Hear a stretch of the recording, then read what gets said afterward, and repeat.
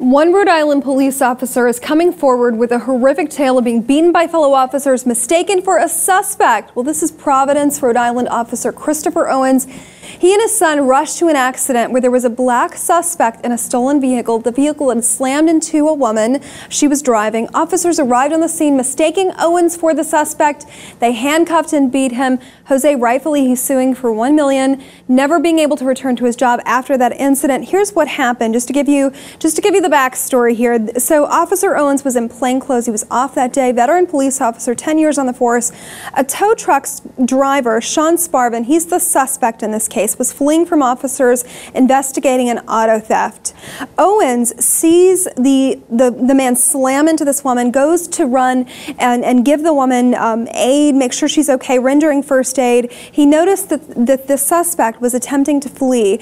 Officers come, they notice that Officer Owens is administering first aid. They then beat and arrest him, throw him in the back of a squad car. His son Tyler is with him, also beaten, also attacked by these officers.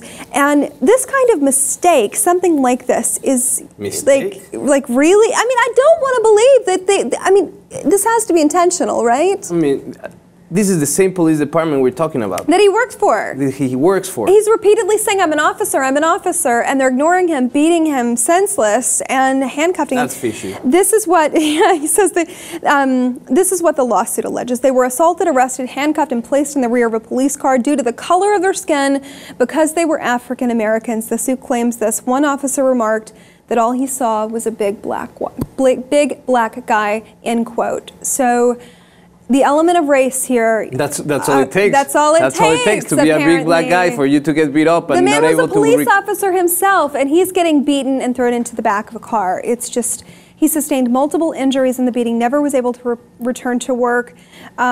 He's been approved for disability pension, and now he is suing, rightfully so. You know what angers me a lot? Is the fact that we can't deny the prevalence of these racist incidents. When we see that even a cop from the same police department gets beat up because of a racial issue. When you see girls dying on cells that they didn't have to die because they went there for tickets, only because they're black. And yet, you haven't seen a single address to this issue from any Republican candidate or in any of the debates.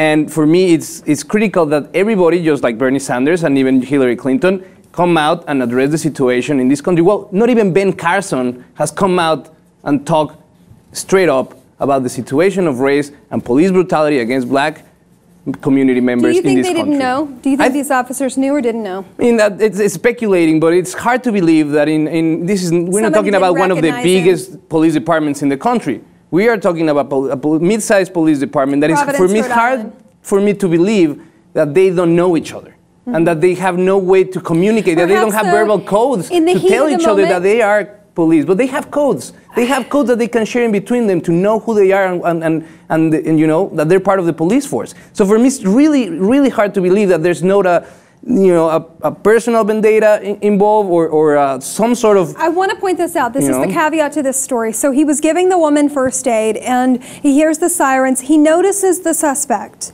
fleeing and he actually tackles the suspect. They engage in a struggle when police arrive. So even perhaps that, but he's identifying himself as an officer, so it's very difficult for me to believe that at some point, on some level, you know, when adrenaline stops, that...